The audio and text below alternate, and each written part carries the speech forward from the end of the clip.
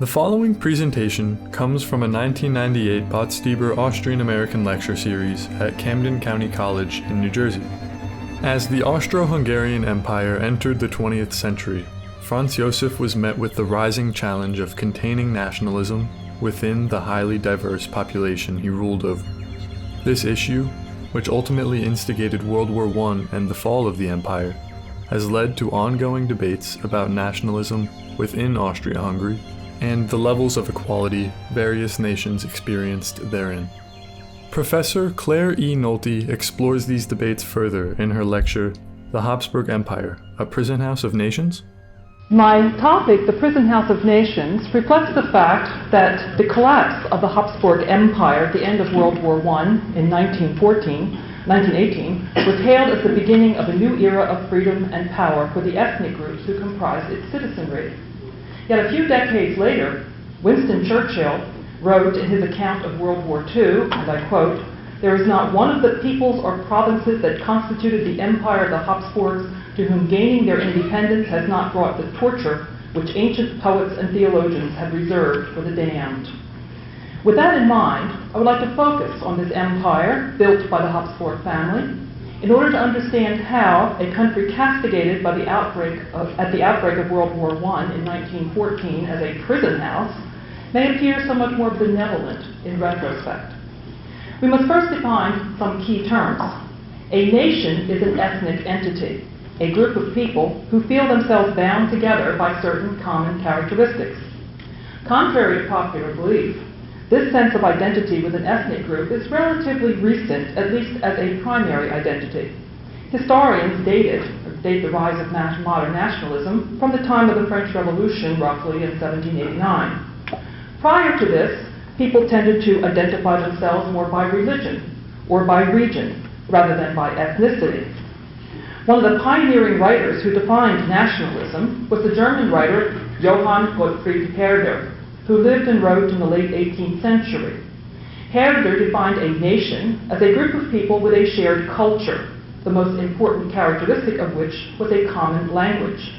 Therefore, all German speakers were, to him, German, wherever they lived and in whatever country. This was especially important at this time because there was no country called Germany, rather a series of German states, Bavaria, Württemberg, Baden, and so on. I'm emphasizing Herder here because his ideas had the most profound impact on Central Europe and on the ethnic groups of the Habsburg Empire. The next question we can ask is, why did this happen? Why did identities change? Why did people begin to feel such a strong bond with others who spoke the same language when this had not particularly been the case in the past? The answer to that question has filled whole library shelves, and I will only summarize that it had in general to do with great economic and social changes in Europe, the spread of the Industrial Revolution, modern forms of transportation and communication, both of which tore many people away from the villages where they and their forefathers had lived for countless generations, and brought them into direct contact with and awareness of others who spoke the same language, sang the same songs, or worshipped in the same way. Language is not the only definition of ethnicity. In Bosnia, everyone speaks the same language. Obviously, they're divided here by religion. To continue our definition, a state is different from a nation. These words are often used interchangeably in English. A state, however, is technically a political entity. It has a government, laws, borders on a map. Unlike the modern concept of nation, which dates from the time of the French Revolution, states have existed from the beginning of time. With the rise of the sense of national identity in Europe, due to the reasons that I described, the belief grew that only nation-states were the fair and proper form of government. That is, each nation or ethnic group should have its own state or government. Otherwise, it was doomed to oppression under the boot of foreign rule. Because historical circumstances in the west of Europe were different from those in the east, relatively ethnically coherent nation-states existed there by about 1800. England, France, Spain, Holland could all claim to be more or less ethnically unified, although if we know the situation of the Basque and the Catalans and the Scots and the Welsh, we're finding there are other ethnic groups there coming forward. Around the same time in the eastern part of Europe, however, the picture is much different. Here the model was multinational empires. The Ottoman Turks controlled the Balkans, whose people spoke Romanian, Bulgarian, Greek, Serbo-Croatian, Albanian, and many other lesser dialects, but not, as a rule, Turkish. The Russian Empire controlled the present-day countries of Poland, Latvia, Lithuania, Estonia, Finland, Ukraine, Belarus, just to name those European parts of its vast domain. Finally, there was the quintessential multinational empire of the Habsburgs, which followed, more or less, lands along the Danube River, from its broad channel through the capital of Vienna to the Iron Gates in Transylvania, where rapids and cataracts prevented further navigation. The empire was first and foremost, to use a German term, a Hausmacht. That is, it was made up of territories acquired by one house or dynasty. And here we have a map. And you see all those little divisions, the little provinces, Carinthia, Syria, Carniola, Croatia, Slavonia, Bosnia, Salzburg. This is from 1914. And this shows all the different bits and pieces that made up the Austrian Empire. As such, these Hausmachts were not unusual. Many countries in Europe today were created by a dynasty. Historians call them dynastic states or composite states. The difference with the Habsburg state is that, unlike France or England, the dynasty was never able to surmount the legal and political divides among the territories it had acquired and create, like the French kings, a single, politically unified territory on which they could then, again as in France, impose, through education or decree or mere power of state, a cultural and linguistic unity. The territories acquired by the Habsburgs remained separate. Even the title Austrian Emperor was not invented until 1807. And emperors continued to have a whole list of titles, such as that of the Emperor Francis Joseph I, who ruled from 1848 to 1916, and whose official titles take up a whole paragraph. I will start off that paragraph. We, imperial we, Francis Joseph I, by the grace of God, Emperor of Austria, King of Jerusalem, that's left over from the Crusades, Apostolic King of Hungary, King of Bohemia, Dalmatia, Croatia, Slavonia, Galicia, and Illyria, Archduke of Austria, Duke of Lorraine, of Salzburg, of Styria, Carinthia, Carniola, Archduke of Krakow, Prince of Transylvania, Margrave of Moravia, Duke of Upper and Lower Silesia, of Teschen, Friuli, Prince of Berchtesgaden.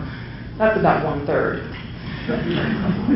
Habsburg rulers had three types of titles: great, middle, and small. And they sort of formulated their own signature. They dropped certain titles and emphasized others. In general, however, the empire started off with three basic units. We can make all these make sense out of these different territories. Here, in the heartland, the capital city was Vienna, is what they call the hereditary lands. Lands which had been inherited by the Habsburg families bit by bit and piece by piece. Tyrol over here, Carniola, these areas where what later became part of Yugoslavia. Up here in the north, Bohemia and Moravia were the two provinces which had made up a very wealthy medieval kingdom called the Kingdom of Bohemia, which the Habsburgs acquired in the year 1526.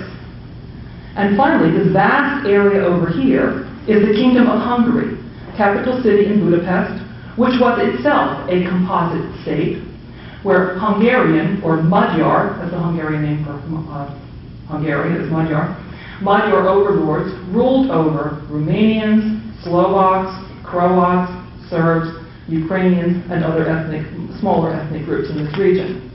Now, this was the three major components. The Kingdom of Hungary fell to the Habsburgs likewise in 1526.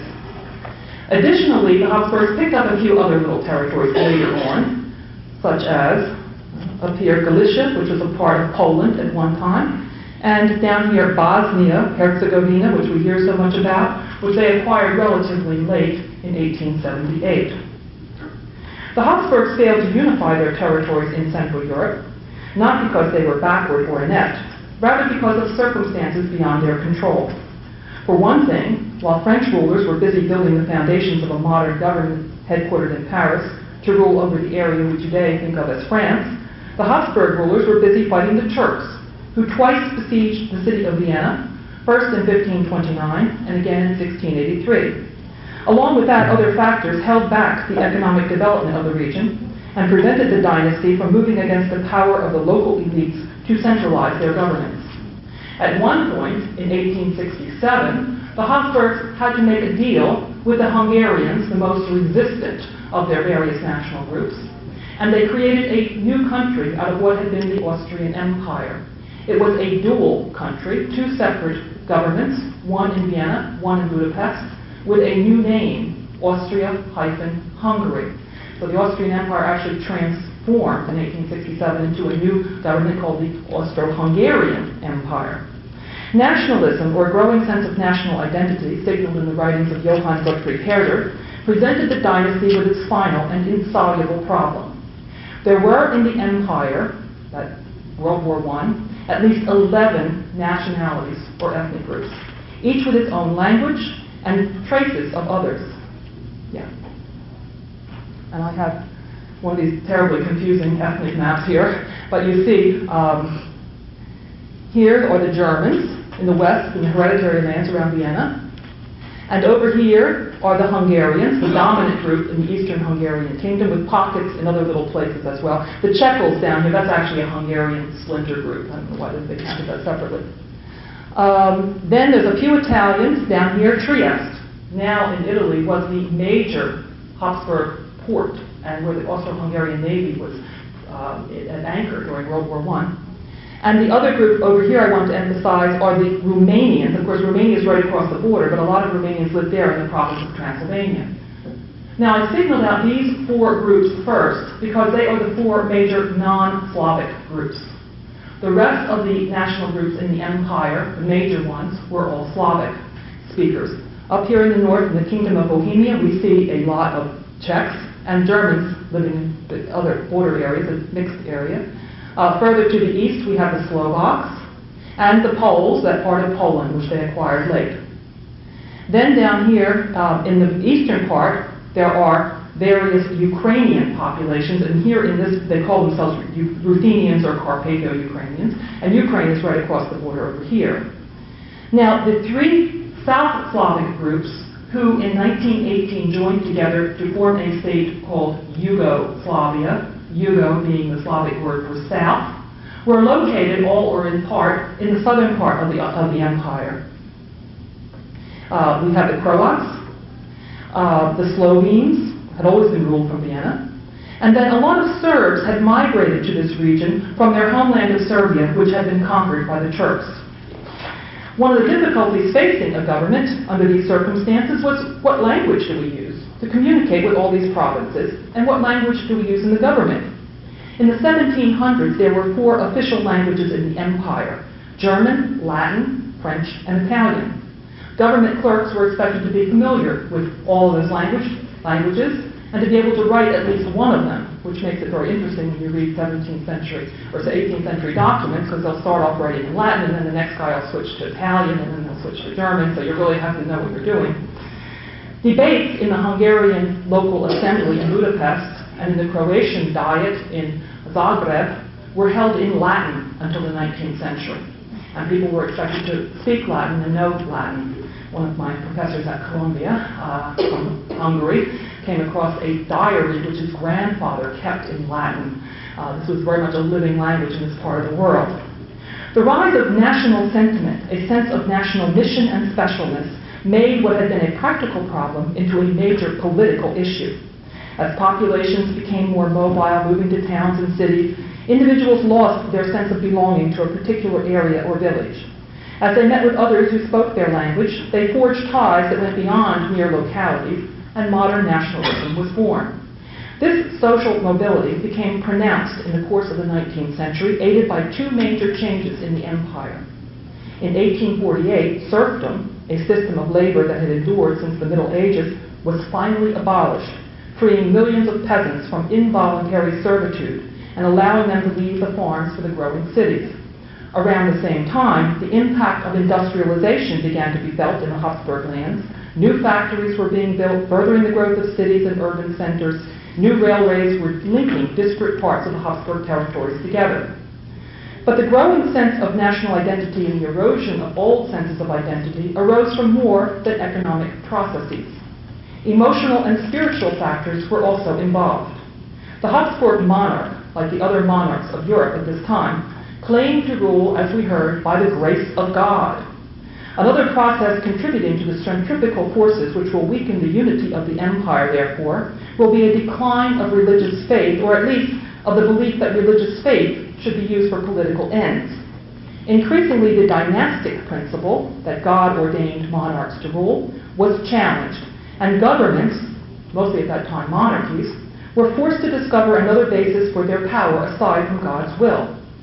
Some were able to grasp onto the new ideas of nationalism and become the people's king, speaking the language and representing themselves as a nation-state. We think of Louis Philippe, King of France, who changed his title from King of France to King of the French, so he could be over the people.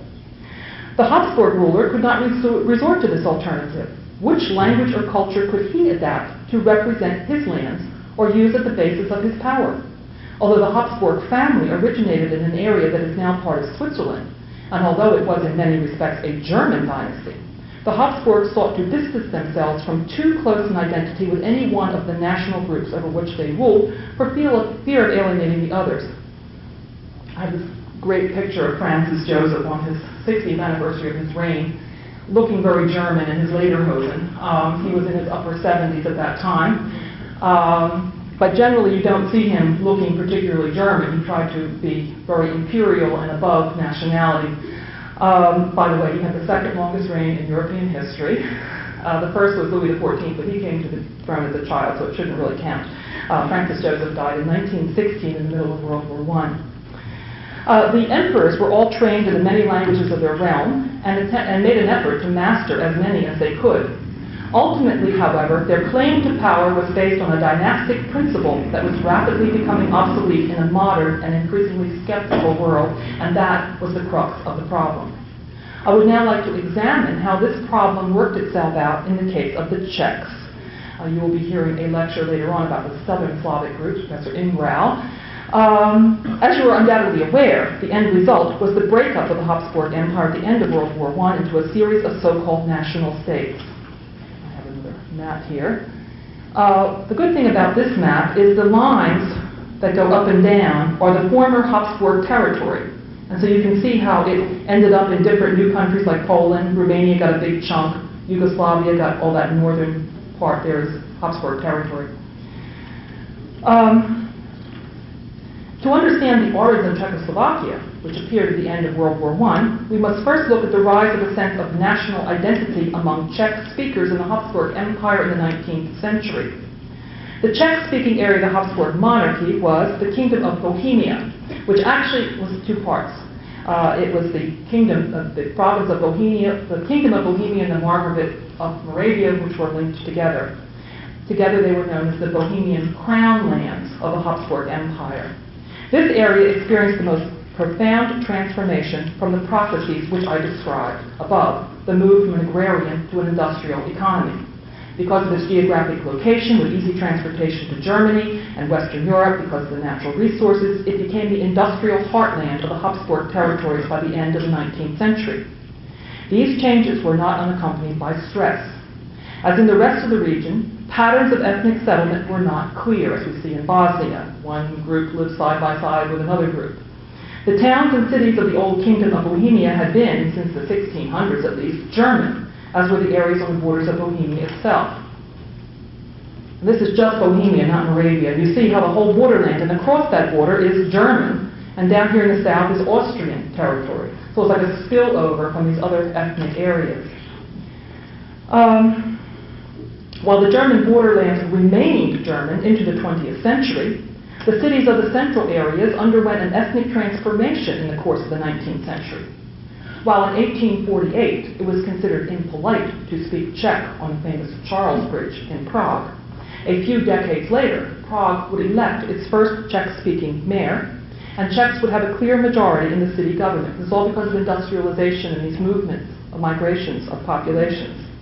The stage was set for a growing confrontation between Germans and Czechs for control of the Bohemian crown lands. This struggle did not end with the empire, rather continued in the new country of Czechoslovakia.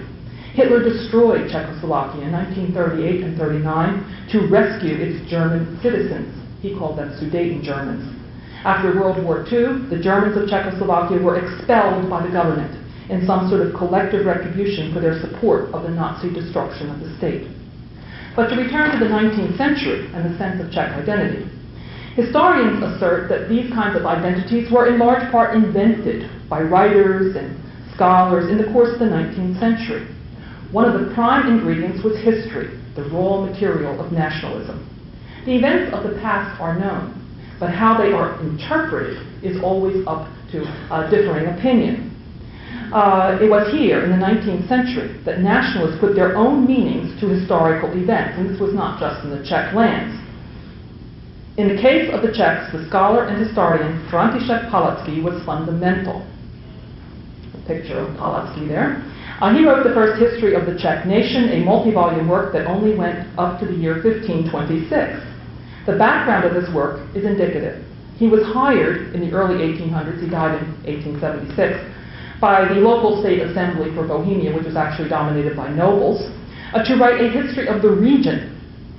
Because the language and learning of the culture at this time was German, the first volume of his project appeared in German under the title A History of Bohemia, that is, a region, an area.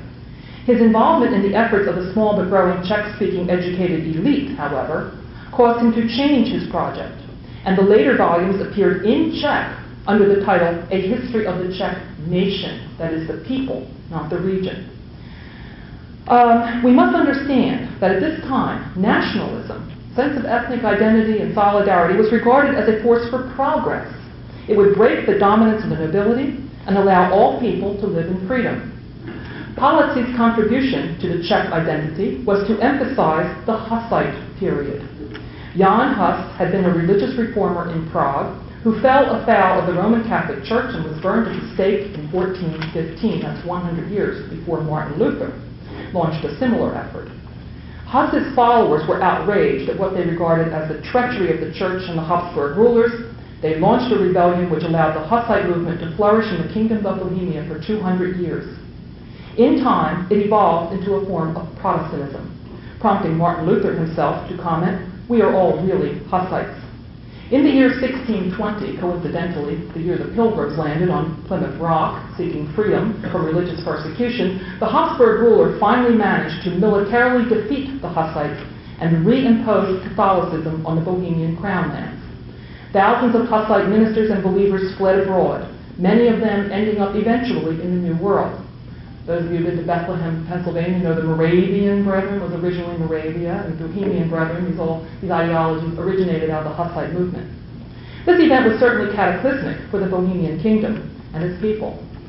First, it was only the opening phase of a devastating war that ravaged the country. It is estimated 1/3 of the population of Bohemia died in this war. It also led to massive persecution of Hussites and Protestants and book burnings. The question is, what did it have to do with nationalism? Although Huss and his followers spoke Czech, and the liturgy of the various Hussite sects that arose were in Czech, it was not a particularly national movement. Many Czechs remained staunch Catholics, just as many Germans joined the Hussites. The Hussites were more concerned with obscure points of religious dogma than with language or ethnic identity.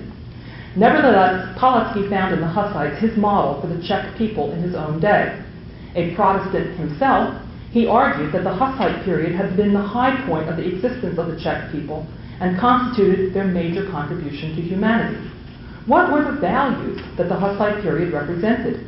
That the Czechs will fight for truth, and even if defeated, remain true to their ideals, for eventually, in the words of Huss, truth will prevail. If you go to Prague today, near the old town square where the clock is, there's a huge statue dedicated to Huss. In the middle of that square, everybody sort of hangs out the statue of Huss. And inscribed on the side in Czech is the words, truth will prevail. As a result, Palacký argued that Czechs are naturally democratic and oppose monarchy and the rule of the nobility. The Hussite legacy was a convenient tool for the Czech leaders in the 19th century. Not only did it set forth a sense of solidarity among the Czech-speaking masses, but was also a story of resistance to the Habsburgs, who were interpreted in this context as being German and therefore the national oppressor. The fact that the majority of Czechs at the time Palacký wrote were practicing Catholics mattered little. The point was to use these ideas to develop a certain picture of the past, People who speak Czech had always, since the time immemorial, struggled against people who speak German. Czechs were more moral, had stood up for truth, only to be crushed by power-hungry Germans led by the Habsburg overlord. Such a people would rally people to support the program for Czech rights in the empire. People in the 19th century purchased inexpensive prints of historical scenes drawn by Czech artists depicting incidents from the Hussite era. They invariably show handsome and heroic-looking Czechs standing up to fat, ugly German clerics and warriors. But opinion was never united. Even that statue of Huss, erected in Prague in 1915, caused controversy because he was still regarded as a heretic by the Roman Catholic Church, and so many Czechs were religiously devout and did not want to see a statue erected to a heretic. What was the Czech program? What did the Czech leaders want from the Habsburg ruler? For one thing, they definitely did not want their own independent state. They feared for the lifespan of a small state surrounded by powerful empires. Certainly, this was a very real fear. Although the Czechs felt a certain Slavic solidarity with the Russians at this time, they did not want their country to become a province of the Russian Empire, as had happened to Poland.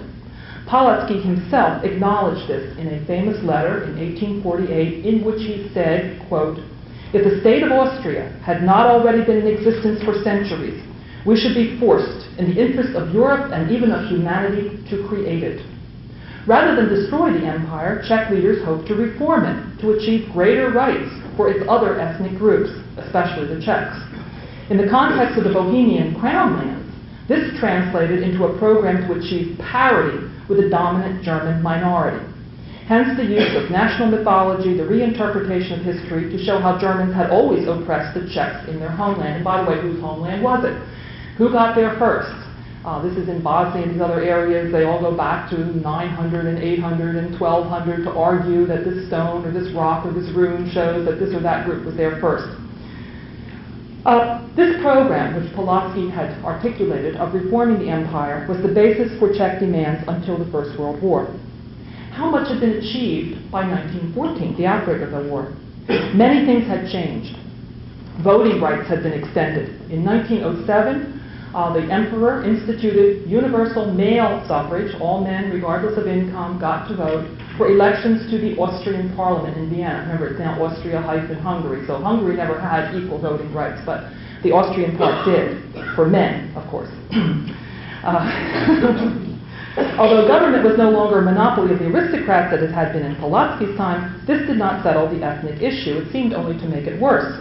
The Czechs had gained influence in many areas as a result of these democratic changes. Most city governments outside the Sudeten German borderlands were in the hands of Czechs by 1914.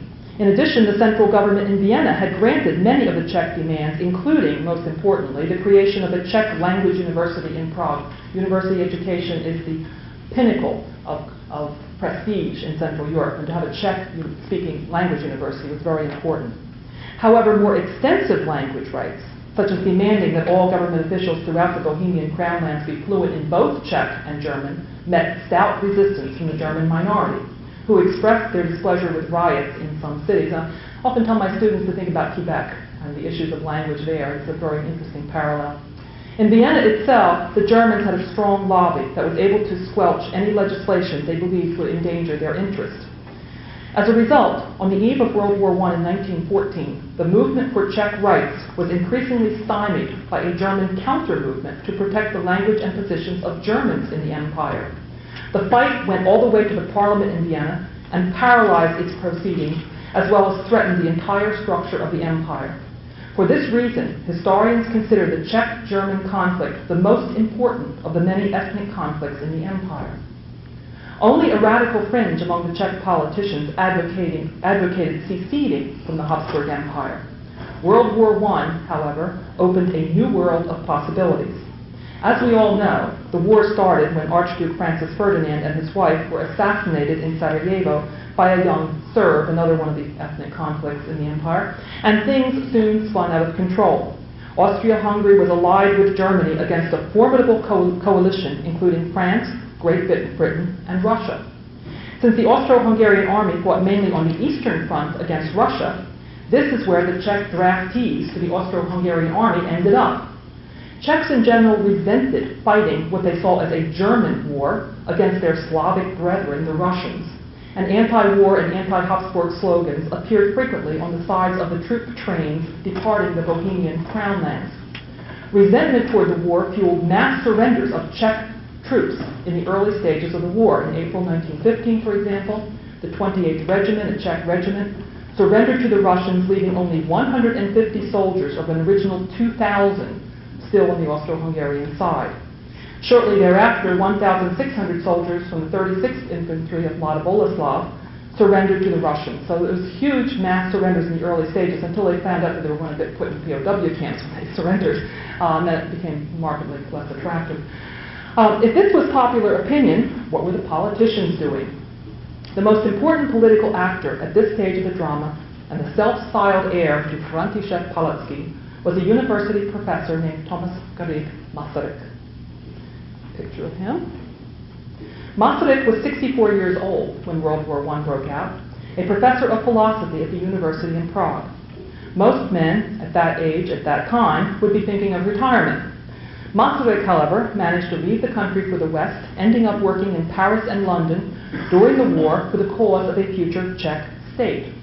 Masaryk foresaw that Austria and Germany would lose the war, and that the best hope for the Czechs was to win over the Western powers of Britain and France to the Czech cause. In the early years of the war, this was certainly not a foregone conclusion. Many believed that the Russian Tsar would triumph and extend his domain into Central Europe. But Masaryk had much experience of the West, since he had married a woman named Charlotte Garrigue from Brooklyn, New York, and had made several visits to the United States. He firmly believed that the power and vitality of the democratic states of the West would be decisive in the end. Politically, Masaryk was close to the ideals of these governments as well. He supported democracy and individual freedom, opposed the inherited privilege of the aristocracy, and, by the way, also argued for equal rights for women, including the right to vote and to have education. You will note that his middle name, Garrigue, was his wife's last name, and he took it and used it as a sign of honor to her. Masaryk, like Palacký before him, had never proposed to dismantle the empire of the Habsburgs, but once the war began, he realized this empire could not endure, and he made it his mission to secure a better future for his people. But what would that future be? To revive the old kingdom of Bohemia, the land inhabited by Czechs, would be to create a very small country with a huge German minority, upwards of 1/3 of the population, that would be almost completely surrounded by German states to the north, the west, and the south. Masaryk, therefore, sought a state that would be larger and have a greater Slavic population by uniting the Czechs with the Slovaks, who lived to the east in the Carpathian Mountains in what at that time was northern Hungary. The Slovaks spoke a language very similar to the Czechs, and they were mostly Roman Catholic, like the Czechs. But there the similarities ended. The Slovaks had a much different political history from the Czechs. They had never had a medieval kingdom to look back on. Rather, their territory had been conquered and ruled by the Hungarians in the Middle Ages, and they had been ruled from the Hungarian capital of Budapest ever since. Economically and culturally, there were vast differences. The area of Slovakia was mostly poor and undeveloped, dominated by Hungarian landowners. To make matters more complicated, the Slovaks had never embraced the Hussite movement with the same enthusiasm as the Czechs, instead remaining attached to the Roman Catholic Church. For most Slovaks, the erection of a statue of Jan Hus was the height of blasphemy. Despite this, a small number of intellectuals among Czechs and Slovaks in the pre-war years had proposed that the two nations should work together, and a movement to this end had developed, but it had never captured the imagination of the masses. Masaryk, who had grown up in an area of the Bohemian crown lands on the border with Slovakia and had taught many Slovak students at the University of Prague, believed that the union of these two peoples was essential to offset the influence of Germans in a future state, and to make the country large enough to resist foreign takeover. Masaryk propagated his ideas in the West during World War I, eventually founding a Czechoslovak committee in Paris to agitate for his new state. He hoped to achieve international recognition, especially support from Britain, France, and the United States. But this was not quick in coming. Only in the last months of the war, when it was clear that the Austro-Hungarian Empire would not survive, did Masaryk's Czechoslovak committee win the official backing as a future government for a new state. But by then, the situation on the Eastern Front had dramatically changed. In early 1917, the Russian Tsar abdicated the throne amid growing chaos in his country. The war had revealed the decrepitude of his government and united a large spectrum of the population against his autocratic system. The government that replaced him sought to democratize the country while still keeping up Russia's role in the war. It was a hopeless struggle, which came to an end after only 9 months, when a second revolution brought Vladimir Lenin and the Bolsheviks, later named communists, to power in Russia. Lenin was smart enough to realize that his small band of followers could never hold on to power and fight a war at the same time. As a result, one of his first acts was to pull Russia out of World War I and sign a peace treaty with the Germans and Austrians. Lenin's concerns were soon realized, for Russia was plunged into a civil war that pitted the communist Red Army against the various white armies or anti-communist forces, a war that was not resolved for several years. So how did this all affect the Czechs? Initially, the abdication of the Tsar, the first revolution of 1917, seemed to open up possibilities for the Czechs. Masaryk long believed that if his program were to succeed, Czechs and Slovaks must have a separate military presence in the war fighting against Austria-Hungary and Germany. The Russians had interned thousands and thousands of Czech and Slovak prisoners of war. Remember those mass desertions. Masaryk gained permission from the new democratic government of Russia, the one that replaced the Tsar, to organize them into a Czechoslovak legion that would fight alongside the Russians against the Austro-Hungarian army on the Eastern Front. This was a massive job. Masaryk himself traveled to Russia to coordinate the project. Thousands of POWs had to be released from camps outfitted with guns and uniforms and trained before they could enter the war. Midway through the preparations, however, Lenin seized power and pulled Russia out of the war. Masaryk suddenly had an army, but no one to fight. It was decided that the only recourse was to bring the army out of Russia to fight on the Western Front in France against Germany. What ensued was a dramatic episode.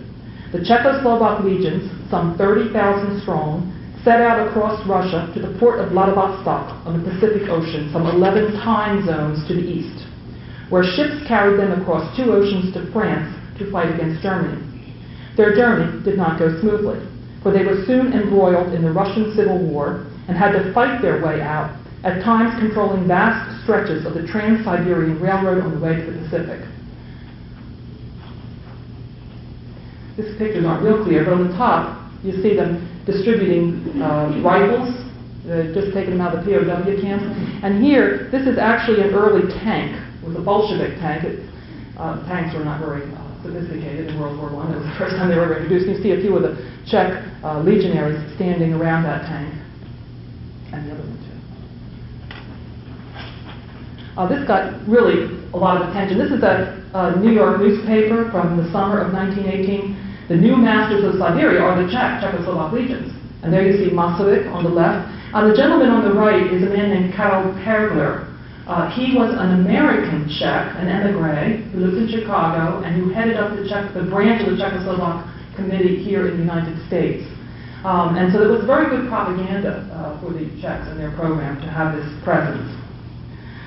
Masaryk himself did not travel with his troops to France, rather stopped off in America for discussions with the influential Czech and Slovak immigrant communities in this country, as well as to speak with Woodrow Wilson in the White House. In an important step, he met with Slovak Americans to iron out the contours of a future Czechoslovak state, signing the so-called Pittsburgh Agreement. This agreement became one of the founding documents of the new state of Czechs and Slovaks. It promised extensive rights to the Slovaks within this new state, but was rather vague on the details of how these rights were to be guaranteed. As a result, it became a bone of contention between Czechs and Slovaks shortly after the new state was created. About 10 days before the armistice that ended the First World War, Czech leaders in Prague declared the creation of a new country called Czechoslovakia, with Masaryk as its president. A few months later, another new country, Yugoslavia, was likewise officially unveiled. The Hapsburg Empire, defeated in war and discredited in the eyes of its citizens, fell apart into various successor states that promised a bright future to the formerly oppressed nationalities. Here's that map I had before. You can see the successor states. But did this occur? How national were these new states? Czechoslovakia was as multinational as the Hapsburg Empire had been. It claimed to be a nation-state of Czechs and Slovaks, but had large German, Hungarian, Ukrainian, and Jewish minorities. Furthermore, the Czechs and Slovaks turned out to harbor little brotherly affection for each other. Slovaks resented Czech dominance and began to present the same problem to the Czechoslovak state that the Czechs had given to the old Habsburg state. Despite propaganda and intense government efforts, the underlying cultural differences between these two peoples who speak similar languages could not be overcome. Perhaps these problems could have been resolved had there been enough time. Unfortunately, the new state of Czechoslovakia had only 20 years of independent existence. It was first taken over by the Nazis, subsequently by the Soviets, and only restored to an independent existence at the end of 1989. 5 years ago, January 1993, Czechoslovakia ceased to exist. It was replaced by two small countries called the Czech Republic and Slovakia. Unlike the violent breakup of Yugoslavia, the breakup of Czechoslovakia was carried out peacefully, earning the nickname the Velvet Divorce. All of this has led some to think that perhaps the Czechoslovak experiment was doomed to failure. Some question whether these new small ethnic states can survive even today. What about Palacký's argument that small ethnic groups need the protection of a big empire? The answer is that 1993 is not 1918. Small states can feel more secure in today's Europe, thanks to international structures that promote cooperation and deter aggression, the European Community, NATO, and yes, even the United Nations. But what about the empire of the Habsburgs? Was it really a prison house of nations? Indeed, compared to the rule of Nazis and Soviets, the Habsburgs appear absolutely benevolent. How could this empire, which provided a stable and secure environment for so many different people, which offered opportunities for economic development and more personal freedom than even neighboring Germany, that provided education in a dozen languages and several of them all the way to the university level, how could it be so reviled as an oppressor of nations? I believe the answer to that lies in its anachronistic structure of government. Even though all men had the right to vote in elections to the Austrian Parliament by 1907, making the Austrian half of Austria-Hungary rather progressive, Italy and Japan, to name two countries, didn't have those voting rights, it was still ruled by an emperor who claimed his title by the grace of God, and still dominated by an aristocratic elite who gained their positions by birth rather than ability. To modernize this ship of state, to create a government that people could believe, as Abraham Lincoln said, would be of the people, by the people, for the people, would have demanded more vision and talent than the Habsburg governing elite possessed. The end of the empire was hastened by the strains of a war it could not win and could barely fight. Count Ottokar Czernin, the last foreign minister of Austria-Hungary, summed up the passing of the empire in his memoirs, and I quote, "We had to die. We were at liberty to choose the manner of our death, and we chose the most horrible." Thank you for listening to Claire E. Nolte's 1998 lecture from the Botstiber archives. We hope you enjoyed. Please leave a like, subscribe, and follow us on our socials to receive a notification when new uploads arrive. The Botstiber Institute for Austrian-American Studies promotes an understanding of the historic relationship between the United States and Austria, including the lands of the former Hapsburg Empire, by awarding grants and fellowships, organizing lectures and conferences, and publishing the Journal of Austrian-American History.